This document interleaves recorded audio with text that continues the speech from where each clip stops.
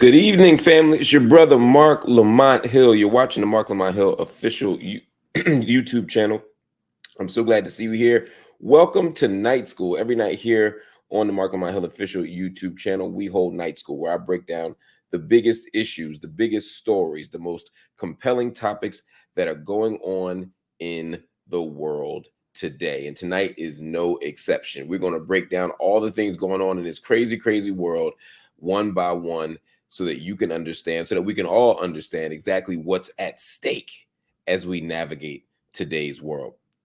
And I think the most important and interesting thing that I want to start with is y'all president, Joseph Robinette Biden.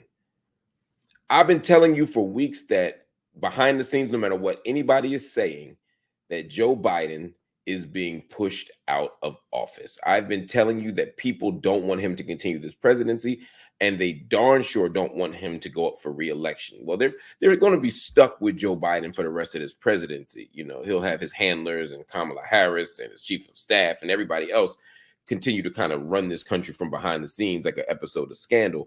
But what we're going to see, as I promised you, was a growing amount of Democratic dissent regarding his candidacy, his re-election bid, and his chances of staying in the race. And I told you that no matter what you hear publicly, no matter how many times a Democrat says he's our guy, no matter how many times people get mad at me, and look on Twitter, they were dragging me 2 weeks ago for saying that that Biden should step down. All of those people are now going to have to eat just a little bit of crow, because Democrats, they're still saying it behind the scenes.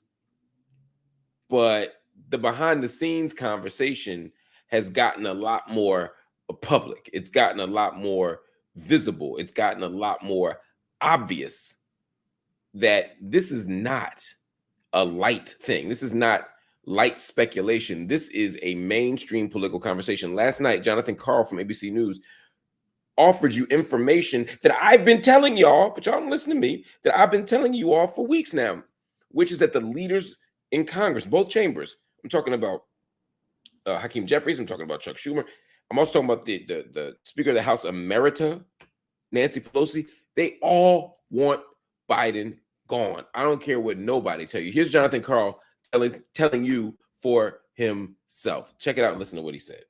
One person who has been out there publicly defending Biden told me just a short while ago, Biden is going to see the whole house of cards come down soon.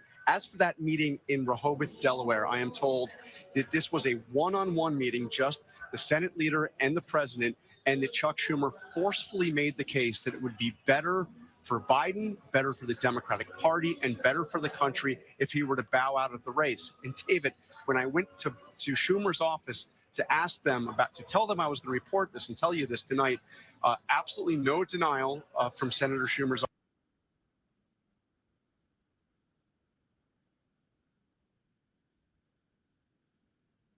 Conveyed the views directly to the president. Conveyed the views of his constituents. What does that mean?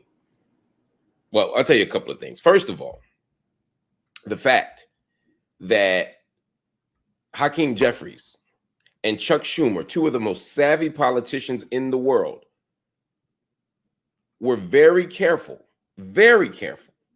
to say this stuff behind the scenes. But when it leaked, they were also equally willing to say, you know what? We said it. We just speaking for the people. They didn't deny it. Politicians deny their statements all the time. Politicians pretend that they didn't say what they said and what everybody knows they said. They throw the rocks, they hide their hands. But this is strategic. This is strategic. They wanted to leak. I told you all a week and a half ago when Nancy Pelosi said, I support Biden, but it's up to him to decide when he wants to end this campaign or whether or not he wants to continue this campaign. That was a strategy. Biden had already said, I ain't going nowhere. Biden had already said, I'm not going anywhere. And yet, despite the fact that he said that he wasn't going anywhere, Nancy Pelosi still raised it as a possibility that he might be going somewhere. Why would Nancy Pelosi do that? Nancy Pelosi does that so that the conversation continues. So then, when you get Hakeem Jeffries and Chuck Schumer, they're stepping in and they're saying the same thing. Why are they saying the same thing? Well, their seats are safe. They're not saying it because they feel threatened. But what they also see is a very clear trend. And that trend says that when Trump wins the presidency, he sweeps in a whole lot of Democrats. And when Biden wins the presidency, he sweeps in a whole lot of Democrats. So the concern here is not an individual politician. The concern here is if Biden stays in the race, he's going to lose. He's going to lose. But not only might he lose, but he might also cost them the balance of power in the House, the balance of power in the Senate. The last thing you need is Donald Trump for 4 years having a sweep, having a supermajority, controlling all the chambers of Congress, and maybe having a supermajority in the Senate. Filibuster-proof majority. If that happens against the backdrop of Project 2025, against the backdrop of the MAGA movement, oh Lord, we will have legislation in place. We will have policies that are already in place being exacerbated. We will have Supreme Court and federal court appointees, and circuit court appointees. We will have a political reality that could easily take decades, if not a century, to undo. So when you hear senator after senator start to come forward and say, wait a minute, this ain't what we wanted. When you hear Hakeem Jeffries and Nancy Pelosi and Chuck Schumer come forward and say, we need you to reconsider this, please understand that they're speaking for everybody. They're speaking for everybody. So the noise is not going to get less loud. The noise is not going to get less intense. And it's going to go from a, well, we should think about it, to we need you to do this. And let me be clear.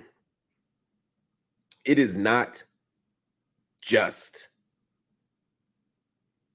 the congressmen and women. Barack Hussein Obama, President Obama, is also behind this. President Obama has very clearly, through his handlers, made it clear that President Obama does not support Joe Biden going up for re-election. Now, let me be clear. President Obama has said that it should be Biden's choice, but he doesn't think that he can win. That's what my sources tell me. All this past weekend, I've spoken to people who consistently have said Obama is moving these chess pieces around in the back of the room, and you know, the leaks that are coming out are things like Obama, Biden needs to reconsider his viability. The New York Times reported that today, that he just wants Biden to consider whether he can win. Well, I'm telling you, in real life, according to my sources in DC, according to my sources in who are 1 degree separation from Obama as well, or 2 degrees separation, depending on the source, they're saying something even more intense. They're saying that President Obama doesn't want Joe Biden to go up for re-election. He doesn't think he can win. He thinks it's bad for the party, and he thinks it's absolutely, absolutely bad for Joe Biden's legacy. And so when you have people saying that, powerful voices, people like Jamie Raskin in Maryland, who says, look, there's nothing wrong with exiting the game with a standing ovation in the stadium, using the baseball metaphor. They're all saying the same thing. They're saying, Mr. Biden, don't let this be an ego run. If you stay in office, fine. It's only till November. And then there's an election, and then you'll be lamed up between November and January, fine. But if you stay in the race, you're not just going to ensure that Trump wins.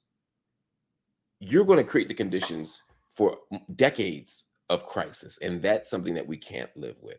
I got comments and questions coming in on this, and we're going to get to all of them. Ian Mann said, thoughts on a Harris-Whitmer ticket? That's a great question. I'll give you my thoughts on Kamala Harris and all the other possibilities for who could go after Joe Biden on this ticket, at the top of the ticket, if he does exit, which I have been predicting he's going to do, and I will continue to predict he's going to do.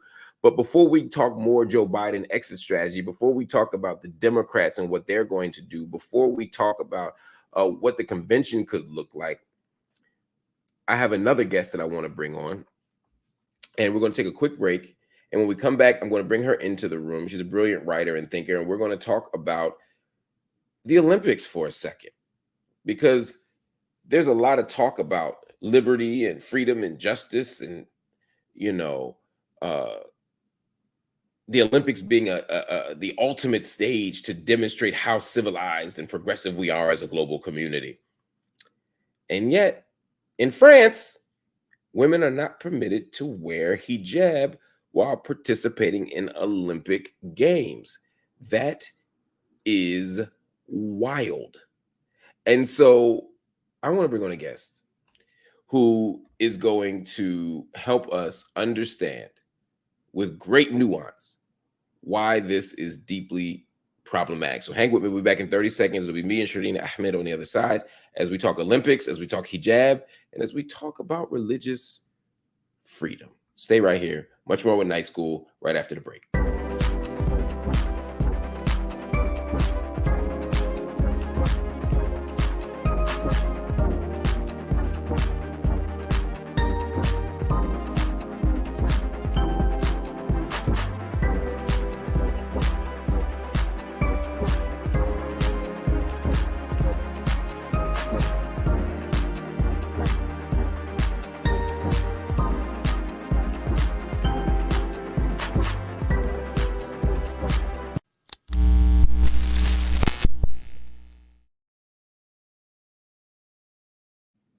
Peace, family. Welcome back to Night School. The global community has their eyes fixed on the Olympics. That's right. As is the case every 4 years, the world has its eyes fixed on the Olympic Games, determining who the best in sport is, who the most gifted athletes are, what country has the best swim team, who's going to dominate in gymnastics, who is going to be, well, we know who's going to be the best basketball team. That ain't really no contest. But there are other issues at play when we talk about the Olympic Games. There's always other issues at play when we talk about the Olympic Games. And one of the issues that we have to talk about when we talk about the Olympic Games is the issue of gender. And the reason why it's especially important right now is because this Olympics in particular, the Olympic Committee said that this was going to be a complete demonstration of gender equality, gender parity. In fact, they announced this on March 8th, 2024, which, by the way, is International Women's Day. The International Olympic Committee said there would be complete gender equality on the field. the IOC president, Thomas Bach, said, "We are about to celebrate one of the most important moments in the history of women at the Olympics and in sport overall." So I'm expecting, you're expecting, we're all expecting to see extraordinary equality and in terms of the presentation, in terms of who's getting time in the international media, in terms of who's getting TV time, in terms of how we treat the sports, the respect we have for the sports, the money we invest in the sports. We're assuming that all of that is going to be equal because they promised us that. And then, against the backdrop of that, France announces something that shouldn't be that surprising from France, and that is that women athletes participating in the Olympics, if you're representing France, you cannot wear hijab. And their argument is, oh, this is a funky argument. Their argument is, we want to support religious freedom. And the way we support religious freedom is by taking all of it, all the religious stuff out of the public square, taking all the religious stuff out of anything you do as a public servant. We're all secular over here. And so we don't want people getting their heads beat over with religion. We don't want to make people struggle and fight over religion. We don't want to impose religion. So everything is secular. So that means Muslim women, no hijab. For some people, that's a good argument. For other people, that is the worst kind of Islamophobia possible. So I was like, who can I bring in to help me make sense of this? And not only did I bring in Shireen Ahmed because she is just brilliant in general, but I also brought in Shireen Ahmed, who joins me now, because she wrote this incredibly important piece that you can see here in CBC called "French Hijab Ban in Sports, called a Shameful Moment as it prepares to host Olympics. It touts parity, but true equality seems to be a different matter." Shireen, thank you for joining me. It's an honor. What do you make of, you know what, actually, let me take a step back. I want to know what you make of all this, but we call this show Night School. We like to break things down beyond what cable news does. So the first thing I just for the sake of my audience, what is a hijab ban? So essentially, and thank you for having me to speak on this. So this is your first lesson, y'all, in shenanigans, French style. This is what this is.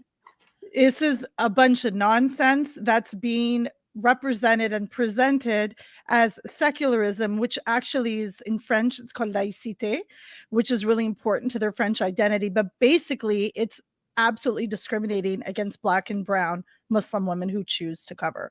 That's what this is. Now, I just wanted to make one clarification. This isn't only specific to the Olympics. It hurts and hits hard right now because the Olympics start next week. But this applies to all sport in French society. Yes. So it's overwhelmingly terrible. I just think it's important to discuss it now because media that is, most often useless in covering these kinds of topics because nobody cares about Black and brown Muslim women athletes. It's a good time to bring it up now. So this hasn't only started. It's been in process. They've been excluding women from French society through policing dress codes for a very long time. And so this is, I'm really appreciative to be able to talk to your viewers and listeners about this because it is not only demoralizing, it is incredibly discriminating and against the Olympic Charter. The irony being the Olympics and this gender parity business. Yeah, but not if you're Black or brown and want to wear a hijab. Sorry, too bad for you. So this is such an important point. You're making a lot of really, really important points here. First thing is the idea that secularism is central to French national identity. Right? The state claims that we are a secular nation. Now, why is that not? Because people are going to hear that and say, well, that sounds good to me. Religion is messy. Religion is problematic. Most governments try to impose the state religion either explicitly in certain religious states or in the United States where we kind of smuggle in a kind of Christian-centered culture. We close on Christmas. We don't close for Eid up until maybe a year ago, 2 years ago, public schools, things like that. So what's wrong with saying everybody's secular? Nobody's religion gets involved in the public square. So And this point's really important. And I want to quote Dr. Haifa Talili. She's a sociologist who was foundational in advocacy here. She co-founded Basket pour Toutes. It's an organization, a group of basketball players that are really lobbying the French Basketball Association to allow hijab in sport there at all. Because don't forget, if you want to play professional ball in France, you can't if you want to wear hijab. And there are ballers. People were like, Muslim women wear hijab and play basketball. Yeah, sorry. That's like 2012, that conversation. We're way past that conversation. We know that Muslim women in hijab and abayas are out here breaking ankles all the time. So we're not going to get into that. And if you don't know that, then go to TikTok and look for it. So that we're way past that. So the point is, secularism on its face is not a bad principle if it is evenly applied. That is not the case in France. Come on, anybody watch the Euros or watch World Cup? You see all these Catholic players going off and on the pitch, signing, whether it's the cross or signing whatever, have religious tattoos that are not covered. It is not evenly applied. I mean, these are things we have to think about fairly, but you're saying that a Muslim woman's scarf is an impediment. Now, the other thing, an impediment to this freedom, this liberty, this fraternity, those are the three, égalité, fraternité, and liberté are the three principles of France. But it's almost like they're so scared of the power and the possibility of Muslim women being there and taking over. And the problem is with this, and I do want to emphasize that every basketball federation in the world now permits hijab, the major ones. Basketball was overturned in 2017, the hijab ban. FIFA was overturned 2014. I know this. And we all remember Nohaila Benzina of Morocco, who played in the Women's World Cup last year in Australia. I was there covering that tournament. And it was a big deal. Everybody was like, oh, wow, that's amazing. And where are you all now talking about France? Where are you now? That was the same issue. And I made this point last year because people kept saying, this is so great for sport. Yes, but why has that changed now? Suddenly, because France is hosting, now you're all like going to be quiet because they're excluding. And the worst part is, France couldn't ban hijab outright. You cannot do that because it's against the Olympic Charter, which specifies you can't discriminate against race, age, color, status, beliefs, political or social, otherwise. They're doing that, but they happen to be the hosts. So they decided to ban their own athletes. It was like, what? Even the United Nations was like, this is ridiculous. Crazy, right.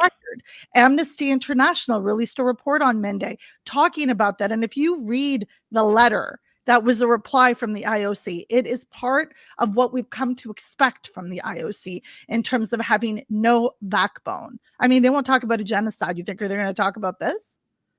It's a fair point. And I think it's worth noting, as you said, it's not just Olympic sport, it's all sport, but it's not just sport. Schools in France are struggling with this issue, right? Or I should say Muslim women and girls in schools are struggling with this issue, where again, the state is saying we want to be this zone of liberty, but as you said, it's actually in practice simply an Islamophobic issue. There are going to be people watching this who are going to say, in fact, some of them are in the audience right now watching, they're going to say the hijab itself is a form of oppression. And so we need to, and so France is actually doing y'all a favor by liberating you from the oppression of women having to have their bodies covered. They're going to look at you, Shireen, in hijab, and they're going to say, you are an example of this and you just don't see it. Yeah, I'm a university instructor. I have a national platform for sports and international platform. I'm not worried about my oppression. You don't need to be worried about my oppression. Secondly, I'm not interested in anybody telling me what I can wear or cannot wear. And I'll be very clear to say this. Forcing women out of clothing is as violent as forcing them into it. When did we start to okay policing bodily agency in terms of sport? Historically, that has always been the case, however, because people who make up these rules, the majority are men. But this particular law in France is really tricky because it's being upheld by white feminists in France who argue that hijab is oppressive. And the thing is that religious freedom is a right to be able to express yourself in whatever way, whatever clothing you feel. And the argument that, oh, hijab is dangerous, it's not true, because that's the argument that they made to ban it from FIFA. So France isn't even pretending like they're trying to avoid danger and its safety. They don't care. They're very happy to say, no, you just can't be here, and ignoring everything else. And the IOC has said, well, we're going to defer to the Federation, the French Olympic Committee, the organizing country, the host nation, and let them deal how they define and how they interpret religious freedom, which is unbelievable to me, that it's a country that really prides itself on the one hand, they pride themselves in giving women reproductive rights, which is really important, particularly if I'm speaking to an American audience. There is legitimacy in having that and having bodily agency. But on the other hand, you're like, no, I get to tell you what you can and cannot wear. That's a false equivalence. I'm sorry. You don't get to tell women that they have to be free in ways A, B, and C. That's actually not how freedom works, people. Not in France, not anywhere else. You don't get to tell a woman what she can and cannot wear on a court, in a public sphere. But this conversation is about sport, so we'll keep it there. It's not dangerous. It's not objecting. Nobody is propagating a faith. They're covering as they see fit. There's people and athletes in volleyball who have now started to wear rash guards because of sun, and they're worried about sun. There needs to be uniform accommodation for people who want to cover.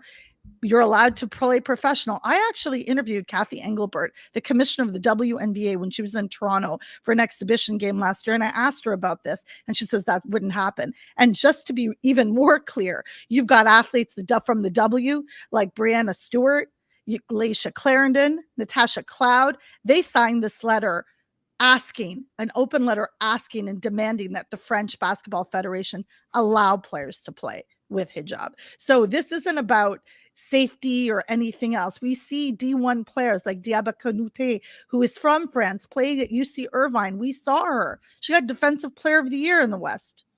Like, so you know what? These arguments, I'm not going to accept that. At the end of the day, you don't want me to wear what I want to wear on the court. That's actually not a me problem. That's a you problem. But France has made it everyone's problem. What do women athletes do in this situation? And I know you can't sort of speak for them in terms of their own agency or choices, but you're left with a hell of a dilemma, right? I mean, you compete for the gold medal and win, and violate whatever religious or personal principle you have, or requirement you may feel you have, or just like, I'm not going to let France control my body, right? At that level, do you win? Do you take the gold medal and let them and sacrifice all that? Do you walk away? How are Muslim women, particularly in France, sort of, how are they thinking through this? How are they talking about this kind of thing? And that's a really fair question. And what I can tell you is the dozens of women that I've spoken to, and this isn't a dilemma that's only specific to France. I mean, some of y'all might know the story of a Belkis Abdul Qadir who, played who played NCAA Division I. She had a documentary called Life Without Basketball. She actually was the one that really pushed, she and a campaign of other people pushed to have, because I reported on this all, pushed to have FIBA allow hijab. And so to have to choose, and this actually happened to me in my university soccer career, because I decided to wear hijab at the same time, and I played on the varsity team at university, and you have to choose between sport, and for a lot of the women, they walk away. Now in France, there's a group of women have decided they're not going to do that. They're going to keep fighting. And with social media and with education, it's a lot more plausible, because I'm very old, so we didn't have all that when I was in university. So, but now with the opportunity to have conversations like this one, the other problem with this is a lot of people simply don't know. Just because the Olympic Committee, the IOC, comes out with saying gender parity, and all the feminists clap their hands about it. Look, if you want to talk about equity or equality for women and gender, you have to take race into consideration. No one's here for a conversation that doesn't have those layers, and nobody's interested. I'm certainly not interested in that. I mean, you can clap your hands all day and say, yay, women, but if it doesn't represent communities that I'm advocating for that are on the margins, I'm not interested in that conversation. And that is uncomfortable. It makes sports people uncomfortable, because you end up being a killjoy. Again, I'm not here. This is about justice.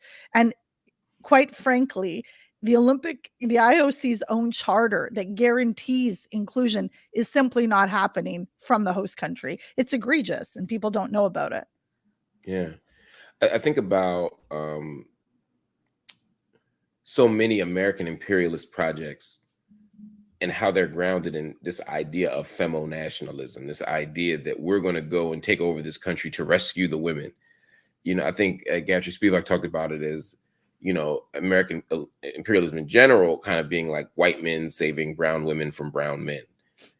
This idea that you're so oppressed and you don't even know it, we're going to save you. And how that can become the pretext for all kinds of other kind of notions of oppression. Again, I don't want to put other people's thoughts in your head or your thoughts on other people's, but why the hell is this so persuasive? I guess I just keep wondering, why do people buy this? This seems so obviously jacked up to me. But when we're like Operation Iraqi Freedom, or we're going to go to Afghanistan and free the women, or we gotta go here and liberate, but only liberate places where they got oil, or we have strategic interests. There's a whole lot of liberation that can happen in a whole lot of places. But we're very particular about who we want to liberate. This sounds like some Nicholas Kristof bullshit. Like, that's what it sounds like. Yep. Like, nobody's interested in that kind of, like, Muslim women don't need you to free them. You just need to get out the way. Get out of the way, please. Don't create false narratives around Muslim. Look, I'm not here to pretend that women aren't forced into clothing. That's absolutely true. In certain regions of the world, the violent toxicity and masculinity really is harmful. I'm not saying that, but you don't solve that by going around the world, halfway around the world, and saying, well, you're not allowed to wear hijab. The point is, you don't get to decide. Nobody should tell women what they can and cannot be wearing. I don't care if it's a burkini, a bikini, or a burqa. I don't care. Give women the right and the choice, particularly in sport, to be able to wear it what they want. And this also goes for, and some of your viewers might remember this, when the Norwegian beach handball team, and this was during the Tokyo Olympics, decided to wear longer shorts because they were mandated by their federation to wear like a thong, basically. And then everyone was in uproar about it. And Pink said, well, if they're fined, because the players were fined, Pink, the rock star, was like, I'll take care of all their fines. And then I remember thinking to myself, and I wrote about this, where is all this noise for women who want to cover? Are y'all just only going to care if certain women want to wear more clothing? Like, what is this about? It's the same thing. It's about taking away women's agency. It's about not giving them the choice. And it's about imposing whatever colonial beliefs you have. Also, there is no evidence that wearing a hijab is detrimental in terms of safety. Like, so that argument is not even valid.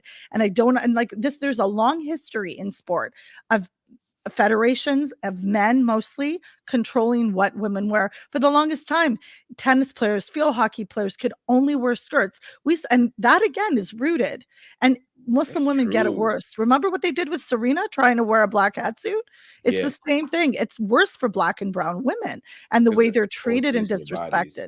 Yeah. Before you go, a question comes in from the audience as well. Bullet the Bunny writes in and says, would Shireen mind breaking down the logistics of enforcement of this trash? Have there been any efforts to strike by other athletes? Thank you. I think it's a really important question to understand, but at the same time, there have been those who have advocated, like there's a group called Les Hijabeurs, there've been individuals, there've been athletes who have actually stepped away and started wearing hijab afterwards. And Mark, this goes back to your question. In the moment, it can only be unbearable to have to make that choice. You choose between the sport you love and your faith and your identity. And it's a choice that people shouldn't have to make. And in terms of enforcement, they're simply not allowed. Like, I remember a couple years ago, and some of your viewers may remember, that women who were on the beach in France had their burkini hijabs pulled off violently by police. So there's actual violent enforcement of this, and it's really dangerous. So women are not allowed to participate. They're not allowed to go to a gym. They're not allowed to just work out if they're wearing a hijab. They're harassed, they're catcalled if they're on a street trying to run. Now, there are groups of women that get together and play like pickup and whatnot. But it's like, and there's also athletes, and I mentioned this in my column for CBC Sports, where there's athletes who leave France. There's one who left, and she decided to play for her parents' native Algeria. She's like, I'm out. I'm not sticking around here. Like, there's no possibility for growth in who you authentically want to be. Why would you stay? Right. That's a great point. And of course, there's a way that their labor as athletes in particular is valued, or at least exploited. I don't know if valued is even the right word, but they see they recognize the value of it and they'll bring you in. France will bring you in as an Algerian, they'll bring you in as a West African, they'll bring you in and say, hey, come on, give us your labor. As they say, when you win, you're French, when you lose, you're African. And even as they do that, though, they're like, but leave these parts of you outside the field, leave these parts of your culture outside the field, leave these parts of your faith and traditions outside of the field. And it's quite disappointing, or it's quite frustrating. It's not disappointing because I don't expect anything different. This is colonizers going to colonize. I do want to emphasize one thing, that of all the I work at the intersections of justice and sport and race and gender, and never in my life have I ever been so discouraged than after I've spoken to people and women in France, just because of how demoralizing it is. And when you fall in love with sport, it includes you in community. You build friendships. I played soccer my whole life. My daughter plays soccer.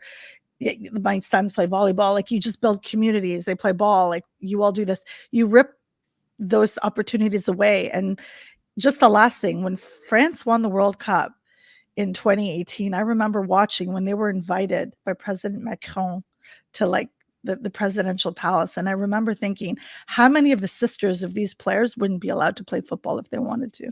Wow. It's a hell of a thought. It's provocative. I'm frustrated by this. I wish the global community were doing more. I know Amnesty speaking out. I know you're speaking out, of course, in your amazing piece and just in general. But we need more people, more athletes speaking out on this as well, to challenge this and say, hey, we're not playing as long as this is the case.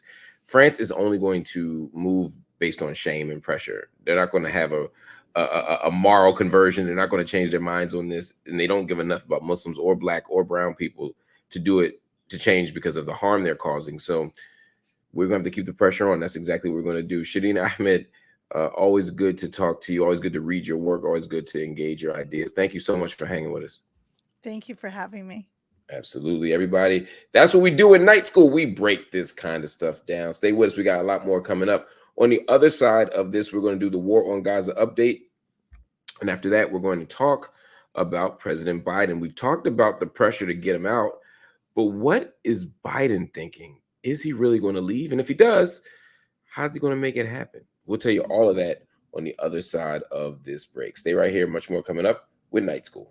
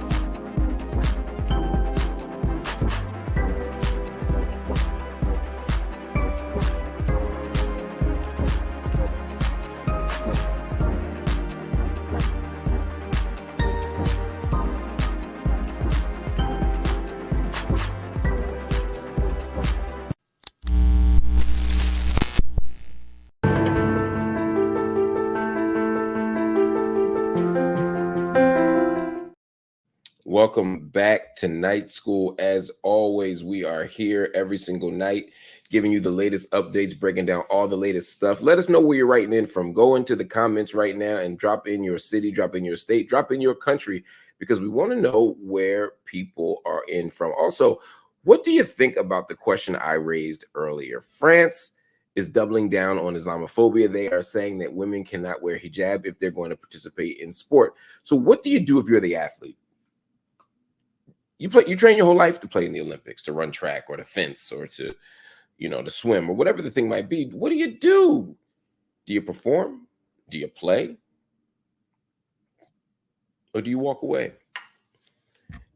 Just something to think about as we ponder what's going on. But once again, it is time now for the War on Gaza report. As you know, every night here on the channel, we talk about Israel's ongoing war, not in, but on the Gaza Strip. And tonight is no difference. We begin, as always, with the numbers. As of today, at least 38,848 people have been killed in Gaza since October 7th. Again, 38,848 people have been killed, along with 89,459 people who have been wounded. As I've said before, the number of people killed, 38,848, does not account for the more than 10,000 people whose bodies still continue to be unclaimed, unconfirmed, unwashed, unburied, uninitiated into whatever traditional rites people have for death. All of that undone. But they indisputably, unequivocally live under the rubble. 10,000 lives under the rubble. So in reality, we're talking about 50,000 people whose lives have been taken since October 7th in this war on Gaza. It's a stunning number, and it's one that continues to go up. As of today, the Israeli army bombed its ninth school shelter in the Gaza Strip. Just yesterday, I said they had bombed 8 in 10 days. Well, now they've bombed a ninth, and this one is in Gaza City. The attack killed at least 2 Palestinians who were sheltering there along with other internally displaced people. Schools are not safe. Shelters are not safe. Safe areas are not safe. Humanitarian corridors are not safe. The Israeli military continues to violate international law and all conventions of war with these bombings, and certainly the bombings of school are no different. We'll keep you up to date on the full and final casualty report after this. Al Jazeera's correspondent reports that at least 5 people were killed when the Israeli army shelled a house in the Burej refugee camp that's in the central Gaza Strip. The attack was followed by a strike that killed at least 5 in the nearby Nusrat refugee camp, which we've been talking about for weeks. And again, that report comes from Al Jazeera. In addition, Israeli strikes killed a second Hezbollah commander in 24 hours. That's according to statements from the Lebanese group, Hezbollah, and the Israeli military. Israel has assassinated a senior commander of a Hamas-allied armed group in Lebanon in the last day. Also, Israel has reduced by 94% the amount of water that is available in Gaza, creating what Oxfam refers to as a, quote, deadly health catastrophe. As I've said repeatedly, Israel controls the levers, not just of power in the Gaza Strip. They control what goes in specifically in terms of food, specifically in terms of water, specifically in terms of electricity. Gaza hasn't had one day of self-determination, and that is because of Israel's maintained effective control over the territory. So please don't think that any country whose water can be reduced by 94% by another country that's neighboring it is free and independent. It just ain't. And that's why we have to keep watching this. We have to keep following the pattern of students who have been killed. We have to keep following the pattern of so-called rest havens and safe shelters that have been attacked. We have to pay careful attention because that's all we have right now in this ongoing now 286-day war. And that is our own spirit and capacity for resistance. This will go on forever unless the people fight and resist. And so that's what we're going to do. Anyway, stay right here. We got more coming up again. After the break, we'll be talking about Joe Biden. We say the Democrats are pushing him out, but is he going to succumb to the pressure? And if so, what does that look like? Well, we'll tell you on the other side of this break. Stay right here. We'll be back with more Night School.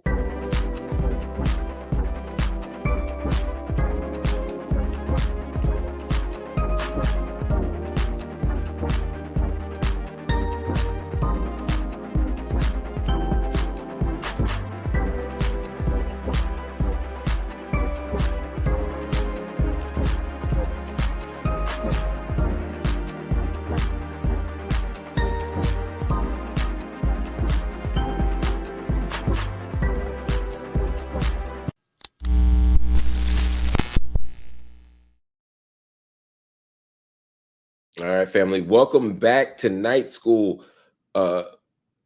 All night we've been talking about Joe Biden and the Democratic pressure to push him off of the re-election ticket. Biden-Harris 2024 is a very different animal than Biden-Harris 2020. That one was successful. This one, we can't do it, Joe. So with Democrats applying all of this pressure to Joe Biden, I'm talking about from Obama to Pelosi to Jeffries to Schumer, with all of these Democrats, powerful Democrats, speaking up and challenging President Biden to step down, what is Biden going to do? Well, up until now, Biden has been defiant. He has told himself that he's staying in the race. He has told everybody that he's staying in the race. Now, I have very consistently said that Biden ain't staying in the race. And I've consistently told you that the people in the front that said that they supported him were lying. Both of those things were true. They remain true. I've been 100% accurate on that. But I want to be clear that doesn't mean Joe Biden knew that. Joe Biden believes in himself. He believes in his campaign. Again, I've spoken, this is based on not just my conjecture. I am a journalist. I am someone who's tied into the political world. And the thing that I keep hearing over and over again from people very close to Joe Biden is two things. One, he thinks he can win.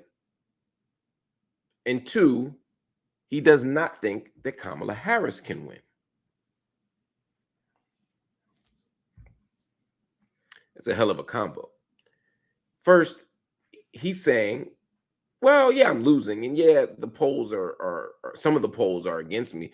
He's not being honest with himself or the public, as you saw in the Stephanopoulos interview, about what the polls say. The polls show he can't win. He's losing in all the swing states. He's losing a lot of the close states that he won before. He can't win. But he believes that he can. He says it's still early. It's only July, that people don't even pay attention to presidential races until September. That's what everybody losing a presidential race or gubernatorial race in July says. Everybody who's getting their ass kicked now says it doesn't matter. Everybody who's winning now says, oh my God, we're trending now. We're in no way of losing, right? So the numbers mean what people want them to mean and what people need them to mean. But the truth is, the way he's polling and the reason why he's polling this way, yeah, you can come back and win a race. You can come back from 20 points behind and win a race. But Trump already has an established base. Trump is a former president. Biden is not just not campaigning well. He also then has a presidential debate where he looks completely incompetent. And then he has more public showings where he continues to embarrass himself. And now he has COVID. And so while Trump is looking powerful and he got his cult members wearing those stupid bandages on their ears, Biden is looking like an old man who's moving slow and is susceptible to illness. That is not fair. That is not fair. But that is how much of the world is going to read what happened. And with that in mind, Joe Biden has some thinking to do. And what better time to do some thinking than when you're quarantining, when you're stuck in the house with COVID and nobody else can be around you? Because that's where he's getting all the phone calls. That's where all the powerful people are reaching out to him, telling him what to do and what not to do. It's ultimately Biden's decision. But the answer to the question, is Biden close to ending his campaign? Yes. I suspect it's going to happen in the next week. Within the next week, Joe Biden is going to step away. I told y'all a month ago he was going to use illness as the exit ramp. I still believe that. Now, I don't think that Joe Biden is going to bow out because of COVID. That'd be the worst thing you could do, especially in a country that's filled with so many COVID deniers. But what he is going to say is, while I was recovering, I had time to reflect on the campaign. I had time to listen to trusted advisors. And I believe that it is in the best interest of the country for me to step away and let the next generation of leaders lead. That's basically what Biden is going to have to say and do if he's going to save any face in all of this. Because remember, he never had to run 2 terms. There were many of us who thought Biden was only going to run 1 term anyway. And he kind of campaigned on, look, let's just get Trump out of here. I will straighten the country out, and then y'all move on with your future. Now, of course, he could say, well, Trump is returning, so the only guy in the history of America to beat Trump is me, so move out the way and let me cook. I hear that. I get that. I ain't mad at that. It's wrong, but I ain't mad at it. But now, with the numbers looking bad, with the polls looking bad, with the money looking funny, people don't want to donate, not just to Biden's campaign, but to the Democrats, because it's a losing proposition right now. So Biden ain't got much choice but to step aside. So yes, he is close to stepping aside. Joe Biden will be stepping aside very soon, I would imagine within a week, and you're going to see one of the most interesting political seasons in American history.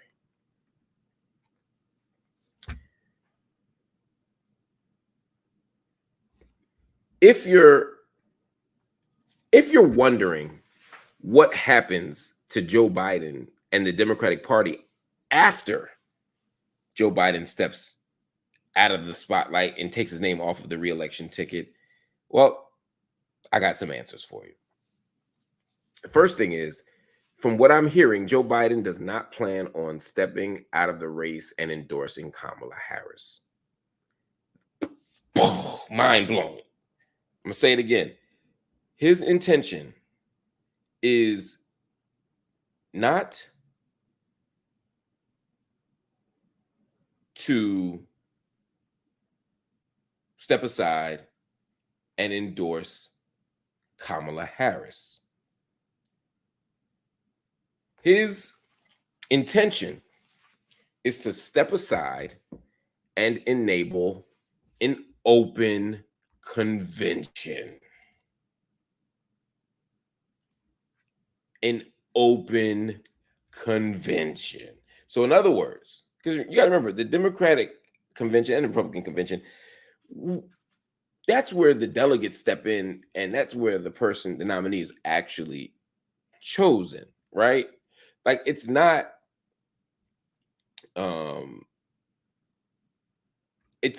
as if we voted and then they just are like averring our claims. I mean, and as a practical matter, that's what's happening. But what's really happening is that at that convention, the delegates are going to choose the nominee. They typically choose the nominee based on the will of the people in that state. But now it's going to be something different. Now it's going to be something different. So what would happen now? Well, the easy way would be if if Joe Biden stepped up and just said, quite simply, I support Kamala Harris. Because I suspect if he said that everybody is going to move out of the way.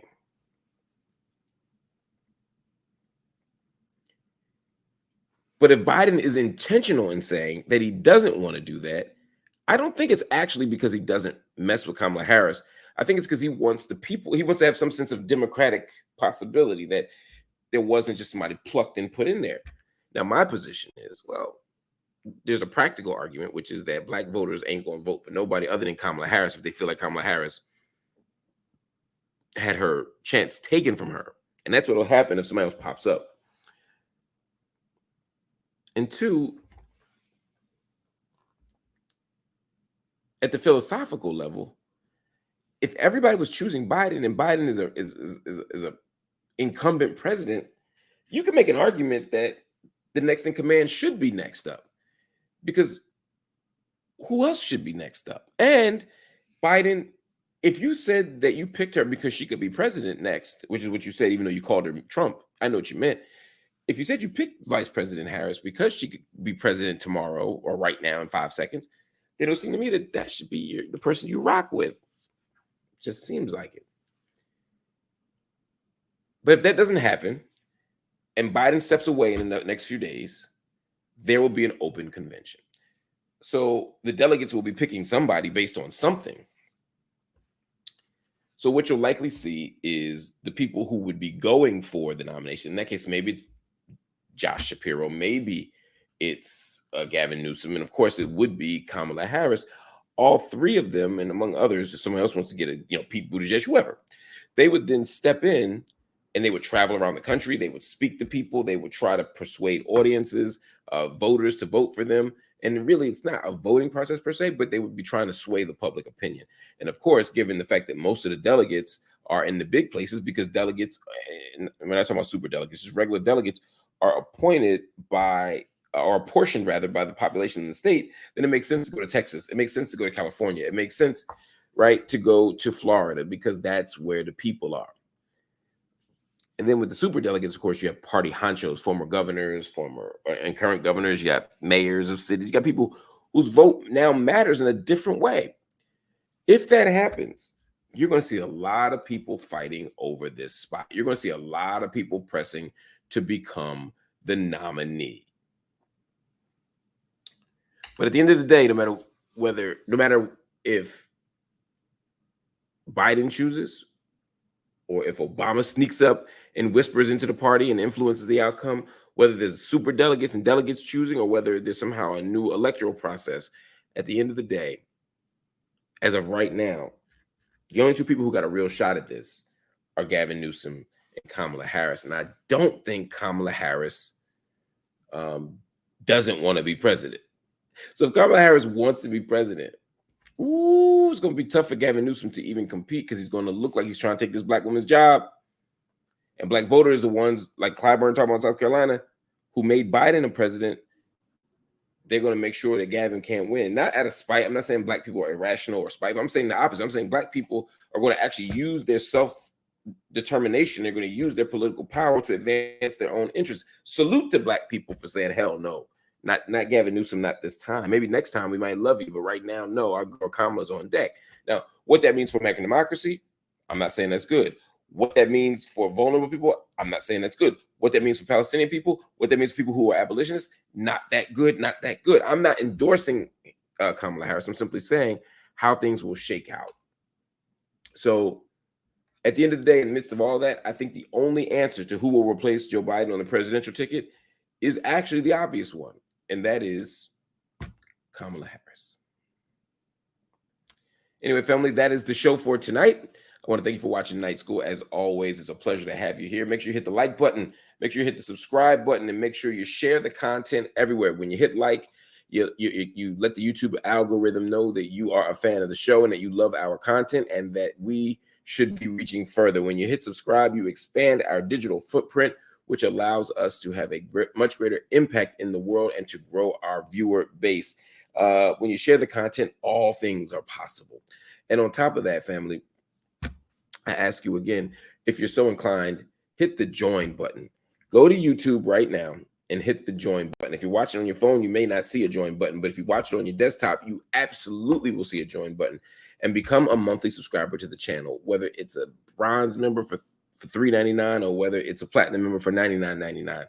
Regardless of what it is, I'm grateful for your support, and I ask you to join so that we can have organized, predictable, fundamental, foundational financial support that allows us to build and grow. Now, I know some of y'all can't make a monthly commitment right now, but you can make a one-time commitment right now today as you watch the show. If you got value in it, if you see what we're trying to do, if you see our commitment to expanding what counts as legitimate political discourse, the Overton window, some people like to say, if you like the fact that we're bringing in different kinds of guests, if you like the fact that we got people writing in people joining us and hosting shows from prison. I'm talking about political prisoner Mumia Abu-Jamal every Sunday at 9 a.m. If you like the Coffee and Books podcast on Saturdays at 9 a.m., if you like Night School, which we do every single night here on the channel, or office hours, if you like any of that, please consider making a donation to the channel. We ask if everybody who's watching right now were to drop $10 through Cash App, PayPal, Venmo, or Zelle, which you can see right there on the screen for a one-time payment. If everybody would drop $10 in, we would even exceed, to be honest, our financial goals for the month. So consider making a one-time kind of monthly tuition payment, or a one-time payment, or a monthly tuition payment, however you look at it, to the channel. Again, $10 would help us meet all of our financial goals. But if you give only $1, and I mean this literally, if you only have $1 to spare, we'd appreciate your support just as much as if you gave $1 million. It's all about the sacrifice. It's all about the love. It's all about building something different. And that's what we're trying to do here. We're trying to build an independent grassroots media platform. And to do that, we need your help. We need your support. We need your love. But if you don't have any more money to give, if you don't have a dollar to spare, that's okay. Just hit like on the content, hit subscribe on the content, share the content, do all the things with the content. But most importantly, study the content, because that is what night school is always, always, always about. Deep knowledge, deep engagement, deep dives. We want to understand things in a whole different way. So that's what we do here at night school. So keep studying, and I'll see you tomorrow. Peace.